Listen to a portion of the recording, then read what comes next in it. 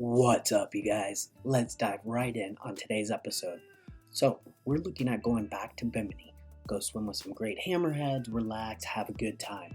While I was looking up flights, we went to skyscanner.com. Super easy, right? When we got there, the craziest thing happened. So, we typed in from Miami to Bimini. As soon as we did that, those were the dates we wanted. We went ahead and searched the flights. It came out to $6,472 per person round trip. That's insane. Absolutely not. Can't go, right? Most people would give up. But I did something different. I went to skyscanner.com again. We went from Miami to Fort Lauderdale. We changed the destination of the flight. Super easy. It's only 30 minutes apart from one another. Right? Same date, same travelers. Search the flights. Wow, $277.